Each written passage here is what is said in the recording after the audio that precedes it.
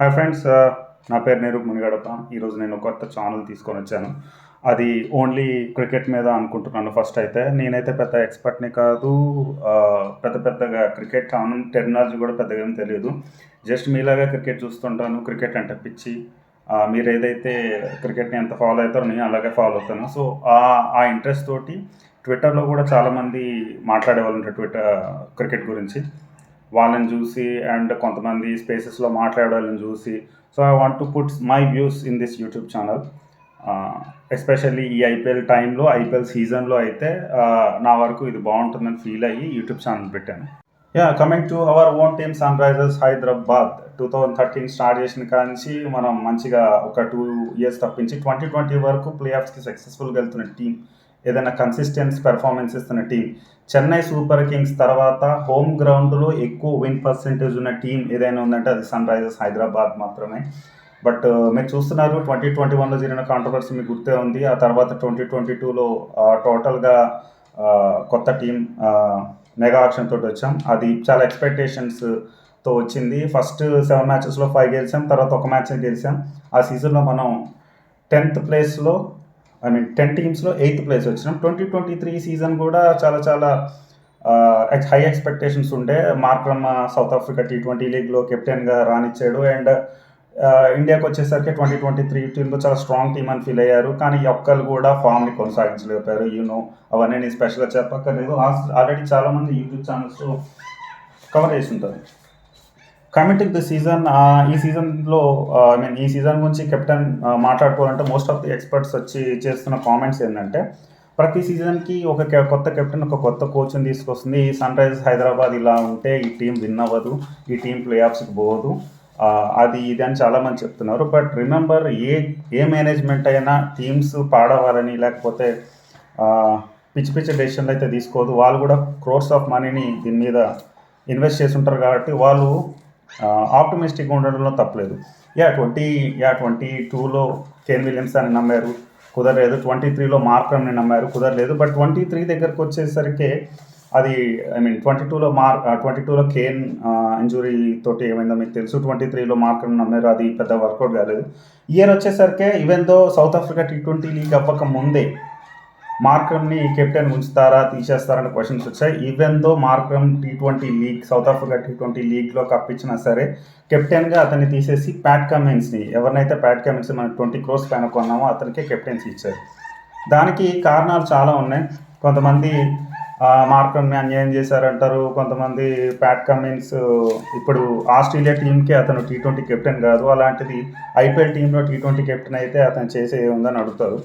But మీరందరూ గుర్తుపెట్టుకోండి, T20 అనే షార్టెస్ట్ ఫార్మాట్లో చాలా ఇన్స్టాంట్గా డెసిషన్స్ తీసుకొని ఇన్స్టాంట్గా ఆలోచించే కెప్టెన్ చాలా ఇంపార్టెంట్. మీరు అది చూస్తూనే ఉన్నారు. మీరు ధోనిని చూసినా, రోహిత్ శర్మ చూసినా,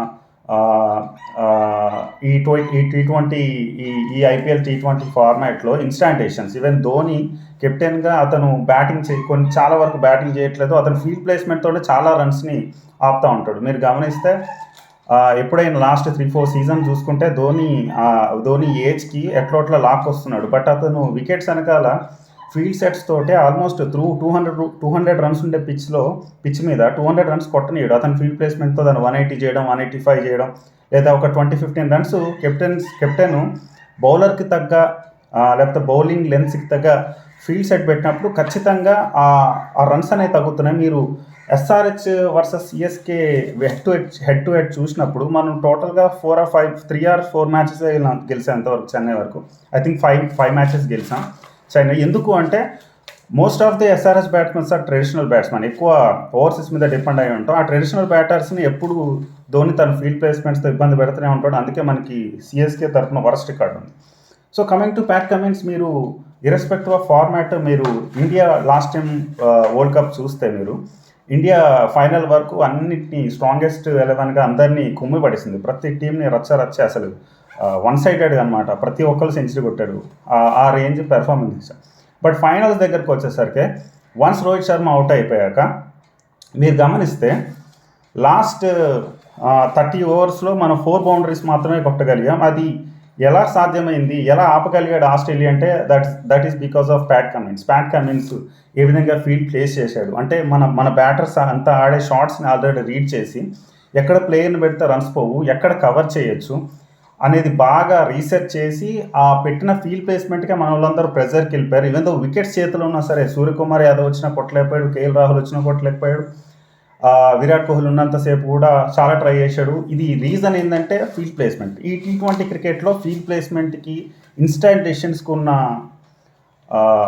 వెయిట్ అలాంటిది అనమాట. సో ప్యాట్ కమిన్స్ని కెప్టెన్గా తీసుకోవడం అనేది నేను అనుకోవడం అదైతే లాంగ్ టర్మ్ గోల్ అనుకోవట్లేదు, అంటే లాంగ్ టర్మ్గా ఆలోచించి సన్ రైజర్స్ తీసుకోలేదు. ఎందుకంటే 2025లో మెగా ఆప్షన్ ఉంది. మనం ప్యాట్ కమిన్స్ని అయితే రిటైన్ చేసుకోలేము, ఎందుకంటే అప్పుడు యాషెస్ సిరీస్ కూడా వస్తుంది ఐపీఎల్కి ముందు. 2023 సీజన్ ప్యాట్ కమిన్స్ ఎందుకు ఆడలేదు మీ అందరూ తెలుసు. యాషెస్ సిరీస్ని ప్రిఫరెన్స్గా తీసుకొని ఆడలేదు కాబట్టి మోస్ట్ ప్రాబ్లీ కమిన్స్ వచ్చేసి ఈ సీజన్ ఒకటే మనకు ఆడతాడు. మనం ఆ ప్రైస్ ఇచ్చాం.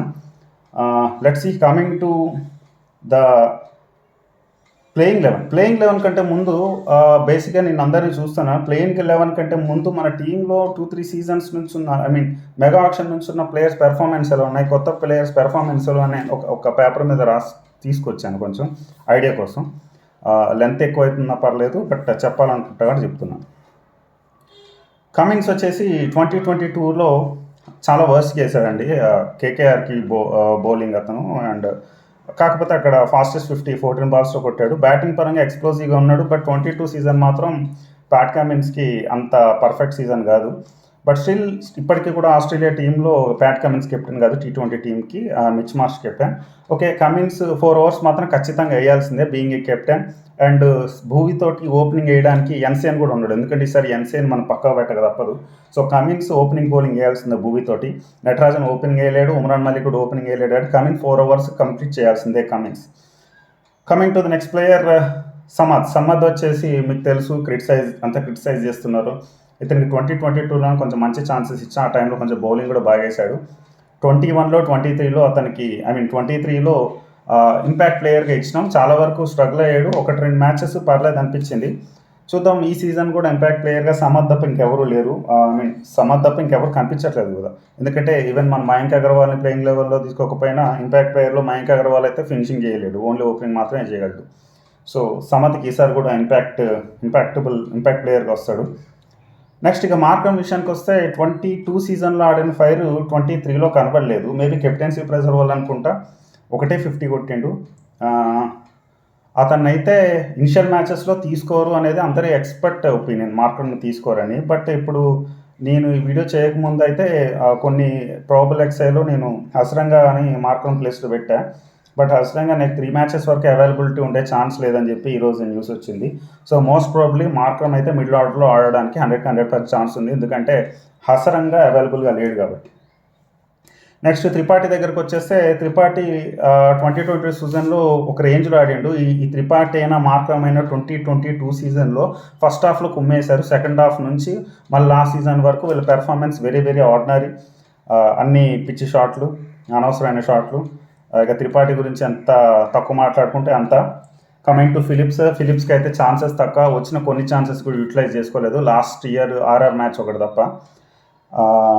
అండ్ ఫిలిప్స్ కూడా ప్లేయింగ్ లెవెల్ ఉంటాడని నేను అనుకోవట్లేదు. ఓన్లీ క్లెసన్కి ఒక బ్యాకప్ లాగా, ఇంజూరీ అయితే బ్యాకప్ అవడానికి తప్ప ఫిలిప్స్కి అయితే పెద్ద ఛాన్సెస్ ఏముంటావు. Next coming to Mayank Agarwal అనే అతను యావరేజ్ చూస్తే మీకు తెలుస్తుంది. అతను ఓపెనింగ్ స్లాట్లో లేకపోతే కొన్ని ఇన్నింగ్స్ పంజాబ్కి 1 డౌన్లో ఆడిండు. But I don't think Mayank Agarwal మనకి ఈ సీజన్ రాణిస్తాడని అనుకోవట్లే. బట్ మెగా యాక్షన్ ఉంది కాబట్టి ఆడక తప్పదు, లేకపోతే 2 కోట్లు కూడా కొనుక్కోరు నెక్స్ట్ సీజన్లో.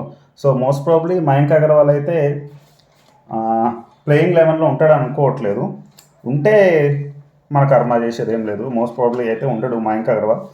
అతను లాస్ట్ మ్యాచ్ ముంబై మీద కొట్టిన 83 రన్లతోటి ఏదో యావరేజ్గా ఉన్నట్టు ఉంది, కానీ అంత మించి ఎవరు ఏం లేదు. నెక్స్ట్ క్లసన్ గురించి చెప్పడం వేస్ట్. ఇప్పుడు నేను చెప్పిన వీడియోలో క్లసన్ గురించి చెప్పుకుంటూ పోతే ఇంకా చాలా పెద్దగా ఉంటుంది. అతను ఎస్ఎట్ టు సన్ రైజర్స్ ఖచ్చితంగా మెగా ఆక్షన్లో రీటైన్ చేయబోయే only player as of now. Next mega ఆక్షన్లో ఎవరైనా రీటైన్ చేయదలుచుకుంటే క్లసన్. ఇప్పుడు క్లసన్కి ఎంత ఇస్తున్నారో తెలియదు, కానీ నెక్స్ట్ సీజన్ అయితే ఖచ్చితంగా 10 crores ఇవ్వాల్సింది అంతే. నెక్స్ట్ హెడ్ ఇప్పుడు ఐపీఎల్ ఆడిండు, 2 సీజన్స్ ఇప్పుడు ఆర్సీబీకి ఆడిండు. ప్రజెంట్ ఆల్ ఫార్మాట్ ప్లేయర్గా ఆస్ట్రేలియాకి ఒక రేంజ్లో ఉన్నాడు. వార్నర్ ప్లేస్ని ఖచ్చితంగా ఫుల్ఫిల్ చేస్తాడనే ఫీలింగ్ తోటే చాలామంది తీసుకున్నారు. కానీ వేరే టీమ్స్ పెద్దగా కాంపిటీషన్కి రాకపోవడానికి మెయిన్ రీజన్ ఏంటంటే వాళ్ళు ఆల్రెడీ ఓపెనింగ్ స్లాట్ అనేది ఫుల్ అయిపోయింది. మనకు ఓపెనింగ్ స్లాట్ ఎప్పుడు ప్రాబ్లం. ఒక 2019-2020 పక్క పెడితే, ఎందుకంటే అప్పుడు డేవిడ్ వార్నర్ ఉన్నాడు కాబట్టి. ఈవెన్ 2020లో కూడా కొంచెం స్ట్రగుల్ అయ్యాం. ఐ థింక్ 19లో బెయిర్స్టోతో కుదిరింది. 20లో మన బెయిర్స్టోని కేన్ మధ్యన ఒక డిస్కషన్ వచ్చి కొన్ని రోజులు సాహాతోటి అవి కూడా ఎప్పుడు ఎస్ఆర్హెచ్కి ఎప్పుడు ఓపెనింగే ప్రాబ్లం. ఎప్పుడు శిఖర్ ధవన్ 19లో వదిలేసిన కానీ ఓపెనింగ్ స్లాట్ పెద్ద కష్టం. బట్ ఈసారి చూస్తుంటే హెడ్ ఖచ్చితంగా అభిషేక్ శర్మతో ఓపెనింగ్ చేసే ఛాన్స్ అయితే 100% అనిపిస్తుంది. అభిషేక్ శర్మ దగ్గరికి వచ్చేస్తే he's like 30s-40s player. 50s కొడుతున్నప్పటికీ ఆ ఇంపాక్ట్ అనేది తెలియకుండా పోతుంది. 40 దాకా రాగానే అవుట్ అవ్వడం, 30 దాకా రాగానే అవుట్ అవ్వడం, బౌండరీ హిట్స్ చేయడం తప్ప లాంగ్ ఇన్నింగ్స్ తీసుకెళ్ళే ఇదైతే నాకు అభిషేక్ శర్మలో కనిపించట్లేదు. మరి ఈసారైనా అది కనిపిస్తామని అనుకుంటున్నాను. ఇంకోటి ఏంటంటే ఇన్కన్సిస్టెంట్గా ఓపెనర్స్ చేంజ్ అయిపోతారు.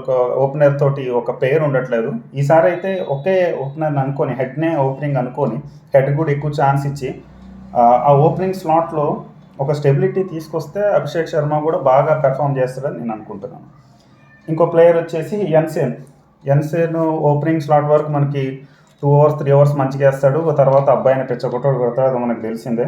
సౌత్ ఆఫ్రికా T20లో మాత్రం బ్యాటింగ్ కూడా ఎరిగేస్తాడు. అలా అని చెప్పి ఇప్పుడు టీంలో ప్లేస్ పెట్టుకోవడానికి ఏదీ లేదు, ఎందుకంటే ఆల్రెడీ ప్యాట్ కమిన్స్ కెప్టెన్గా వచ్చేసిండు. సో మనకి ఎన్సేన్ని టీంలో పెట్టుకునే అంత ఫెసిలిటీ అయితే మనకి ఇప్పుడు లేదు. 100% ఏ మ్యాచ్ ఆడడం కష్టమే. మోస్ట్ ప్రాబ్లీ నెక్స్ట్ సీజన్కి రీటైన్ చేసుకోవచ్చేమో తక్కువ మనీకి. బట్ మంచి ప్లేయరే. బట్ ఈసారి అయితే ఆడే ఛాన్స్ అయితే కనిపించట్లేదు. ఇది ఇప్పటివరకు మనం బ్యాటింగ్ అండ్ కొంచెం ఫారెన్ ప్లేయర్స్ నుంచి డిస్కస్ చేసాం. Coming to bowling department, Sundar ఇంకా షాబాజ్ అహ్మద్ ఇద్దరు kind of spin bowlers and good హిట్టర్సే, మరీ మాన్స్టర్ హిట్టర్స్ కాదు. వీళ్ళు ఎకనామికల్గా బౌలింగ్ వేయగలరు కానీ వికెట్లు తీయలేరు. అలాగే ఎప్పుడో ఒకసారి 2-3 సిక్స్లు కొట్టగలరు కానీ ఇన్నింగ్స్ అయితే బిల్డ్ చేసినవి అయితే నాకు కనిపించలేదు. ఒక 50 కూడా లేదు వీళ్ళ ఖాతాలో. ఫస్ట్ క్లాస్ క్రికెట్లో అయితే వీళ్ళు ఆల్రౌండర్సే, బట్ ఇక్కడ కష్టమే. కొంతమంది ఎక్స్పర్ట్స్ అయితే సుందర్ని షాబాజ్ అహ్మద్ని ఒకే టీంలో పెడుతున్నారు. అది జరగని పని, ఎందుకంటే ఇద్దరు ఒకే కైండ్ ఆఫ్ ప్లేయర్స్ని ఒకే ప్లేయింగ్ లెవెన్లో పెట్టడం కష్టం. బ్యాటింగ్ కోసం చూసుకుంటున్నారు కానీ మోస్ట్ ప్రాబబ్లీ సుందర్ అయితే ఆడతాడు. షాబాజ్ అహ్మద్ అయితే నాకు తెలిసి ఇంపాక్ట్ ప్లేయర్స్లో ఉంటాడు, లేకపోతే బెంచ్ మీద కూర్చుంటాడు. ఇంకా స్పిన్నింగ్ డిపార్ట్మెంట్కి వస్తే మయాంక్ మార్కండే పోయిన సీజన్ ఫస్ట్ 7 మ్యాచెస్ 8 మ్యాచెస్ బాగా వేసినట్టు గుర్తు. తర్వాత మ్యాచ్ కొట్టించుకున్నాడు. బట్ 10 మ్యాచెస్ 12 wickets 7.89 ఎకానమీ అంటే డీసెంట్ అనుకోవచ్చు. బట్ అతనికి సపోర్ట్ ఉండట్లేదు ఇంకో స్పిన్ బౌలర్గా. పోయినసారి మనం ఆదిల్ రషీద్ అన్నాం, కొన్ని మ్యాచెస్లో మార్క్రమ్ కూడా వేసిండు. ఐ డోంట్ థింక్ ఒకప్పుడు మనం రషీద్ ఖాన్ బౌలింగ్ వేసినప్పుడు ఒక సపోర్ట్ ఉండేది, వేరే బౌలర్స్ నుంచి సపోర్ట్ ఉండేది. మయాంక్ మార్కండేకి ఎప్పుడు ఆ సపోర్ట్ దొరకట్లేదు. అతనే పెర్ఫామ్ చేయాల్సి వస్తుంది సింగిల్ హ్యాండెడ్లీ.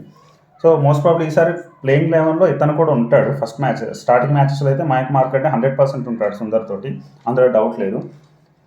మనం ఏదన్నా డిఫరెంట్గా ట్రై చేద్దామంటే ఇతని స్లాట్, మయాంక్ మార్కండే స్లాట్ని సుబ్రమణ్యన్ అని ఒక మిస్టరీ స్పిన్నర్ ఉన్నాడు, TNPL ఆడిండు, హాంకాంగ్ కూడా ఆడిండు. అతని పేరు జయవేద్ సుబ్రమణ్యన్ సంథింగ్ ఉన్నారు. అతన్ని కూడా ఇందులో పెట్టి ఆడించవచ్చు. కానీ మోస్ట్ ప్రాబ్లీ అట్లాంటి ఎక్స్పెరిమెంట్ చేస్తారని అనుకోవట్లేదు. చేస్తే కూడా మంచిది, ఎందుకంటే ఒక 6 bowlers ఉంటున్నారు ఇంపాక్ట్ ప్లేయర్స్ వల్ల, మనకి ఆల్రౌండర్స్ కూడా ఉన్నారు ఈసారి. సో మోస్ట్ ప్రాబబ్లీ అతన్ని పెట్టడంలో కూడా తప్పలేదు, పెట్టచ్చు, ట్రై చేయొచ్చు. అంటే మనం ఎక్స్పెరిమెంట్ చేయడానికి 3 ఛాన్సులు ఉంటాయి. ఒకటి బాగా విన్నింగ్ స్ట్రీక్లో ఉన్నప్పుడు చేయాలి, లేకపోతే అంతా వర్కౌట్ కానప్పుడు చేయాలి, లేదా స్టార్టింగ్ చేయాలి. ఇంకా మధ్యలో కుదరదు. అంటే మనం అంతా అయిపోయిన తర్వాత ట్రై చేస్తా అంటే కుదరదు. సో మోస్ట్ ప్రాబ్లీ ట్రై చేయొచ్చు, నో ప్రాబ్లం, ఒకవేళ నమ్మకం ఉంటే వేరే బౌలర్స్ మీద. కమింగ్ టు భూవి, 2020-2021 ఇంజురీస్ తర్వాత 22లో వికెట్స్ తీయలేకపోయాడు. 1 minute, 23 సీజన్లో వచ్చేసి వికెట్స్ తీశాడు. బట్ టెక్నికల్ అంటే కంపారిటివ్లీ ఎకనామీ కొంచెం ఎక్కువ ఉంది. ఎప్పుడు 8Bలో ఉండేది, 8.33 నాకు తెలిసి వరస్ట్ ఇయర్ అనుకుంటా భూవికి. ఐ డోంట్ థింక్ మిగతా అన్నీ నాకు తెలియదు. 22-23 సీజన్లో అయితే ఎకనామికల్గా ఓకే, వికెట్లు కూడా ఓకే. బట్ మనం అర్థం చేసుకోవాలి, ఎందుకంటే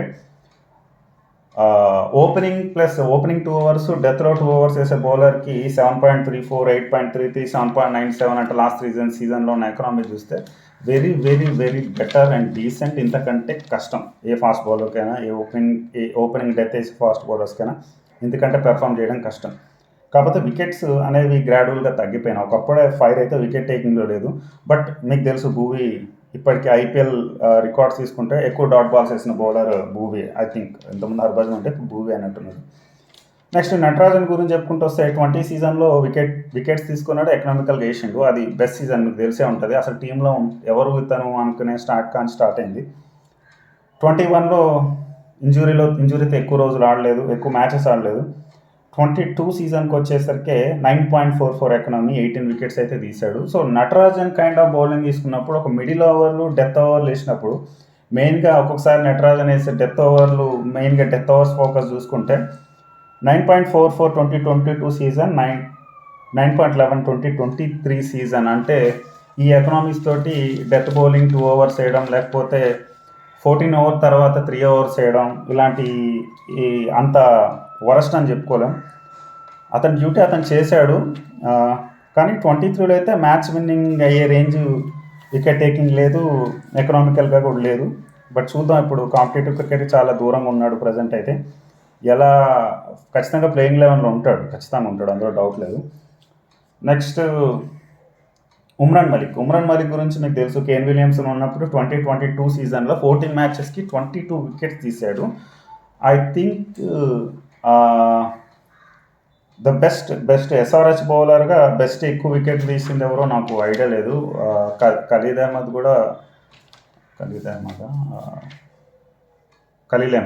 అహ్మద్ ఎక్కువ తీసినట్టున్నాడు.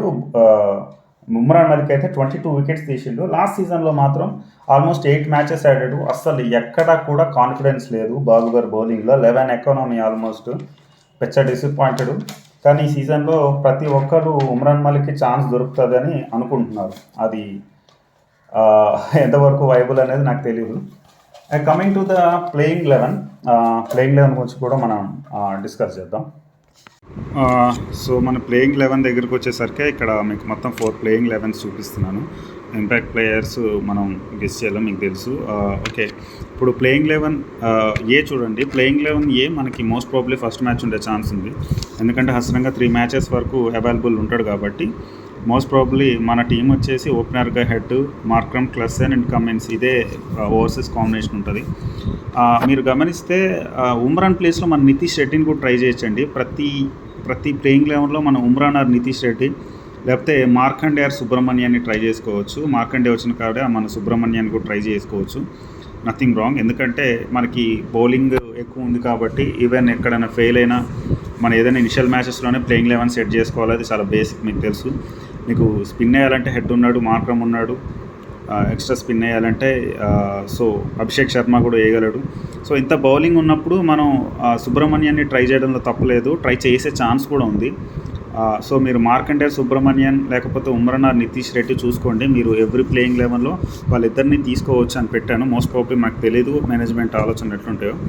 ప్లేయింగ్ 11 మీ కాంబినేషన్ చూశారు. ట్రేవిస్ హెడ్ కానీ ఓపెనర్గా వస్తే మార్క్రమ్, క్లసెన్, కమిన్స్ వీళ్ళు బ్యాటింగ్ లైనప్ ఇలా ఉంటుంది. కమిన్స్ ప్రతి టీంలో కెప్టెన్గా ఉండాల్సిందే, మీకు అది తెలిసిన విషయమే.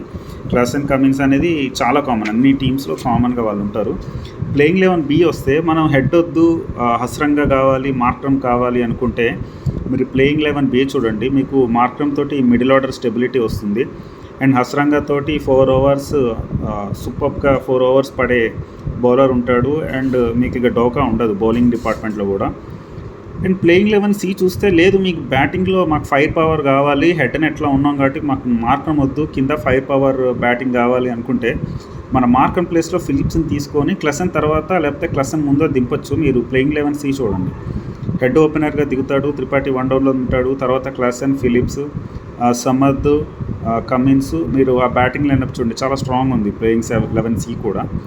మన కొట్టిపారేయలేం దేన్ని కూడా, డిపెండ్స్ ఆన్ ఉంటుంది. అండ్ ప్లేయింగ్ 11 చూసుకుంటే మీకు హెడ్ కావాలి, హస్రంగా, కమిన్స్ అంటే మార్క్రమ్ లేకుండా, అంటే ఇక్కడ ఫిలిప్స్ మార్క్రమ్ లేకుండా ఇక్కడ మనం ఫిలిప్స్ రిప్లేస్ చేసినాం. ఇక్కడ ఏమవుతుందంటే ఎప్పుడైతే మనకి హస్రంగా కావాలి, హెడ్ కావాలి అనుకుంటే మయాంక్ అగర్వాల్ని ఆడించక తప్పదు. అది 1 డౌన్లోనే మోస్ట్లీ ఆడించక తప్పదు, ఎందుకంటే మార్క్రమ్ లేడు కాబట్టి ఒక బ్యాటర్ని తీసుకోవాల్సి. మన అన్మోల్ ప్రీత్ సింగ్ ఉన్నాడు, అతను ఓపెనర్గానే పనికొస్తాడు. అండ్ సన్వీర్ సింగ్ ఉన్నాడు, అతను హార్డ్ హిట్టర్, అతను కూడా తీసుకోవచ్చు.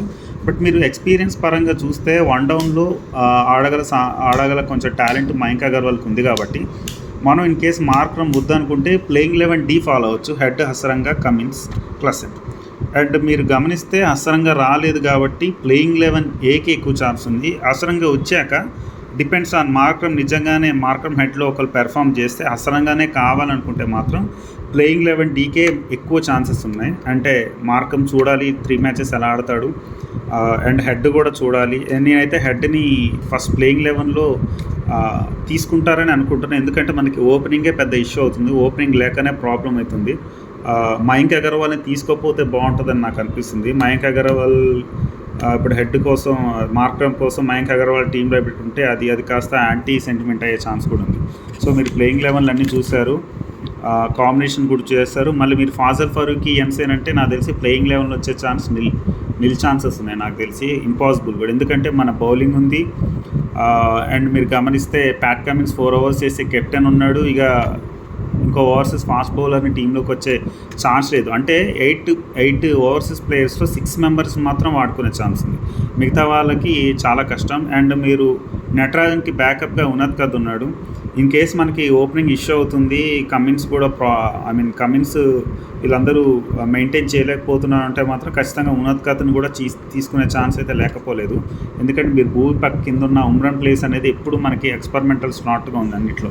ఆ ఉమ్రాన్ ప్లేస్ని మనం ఎవరితో అన్నా ఫిల్ చేసుకోవచ్చు. అది నితీష్ రెడ్డియా, లేకపోతే కొత్తగా వచ్చిన ఆకాష్ సింగ్ అనే లెఫ్ట్ హ్యాండ్ సీమరా, లేకపోతే ఉనద్కత, ఎవరో ఒకరితోటి మనం ఫిల్ చేసుకునే ఛాన్స్ ఉంది. కానీ ఎక్కువ ఉమ్రాన్కే ఛాన్స్ ఇస్తారు అనుకుంటున్నాను. ఎందుకంటే వచ్చేది మెగా యాక్షన్.